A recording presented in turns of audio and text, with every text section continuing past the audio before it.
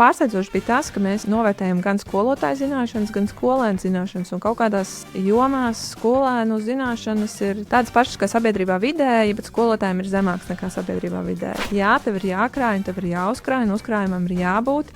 Bet nākotnē arī potenciāli varētu būt daudz lielāka tā noslāņošanās starp bagātajiem un nabagajiem. Latvijā ir jauni ļoti investori. Viņi vēl nav redzējuši to, kā tā nauda akumulējās, kā viņi vairojās. To, ka tev vajadzēja ieguldīt agrākā vecumā, būs ļoti skumīgi saprast, ka tev būs 70 un tā laika vairs nebūs. Nākotnē tā sociālā sistēma visticamāk varēs uzturēt tos, kuriem tas ir visvairāk nepieciešams un kuri paši par sevi parūpēties nevarēs.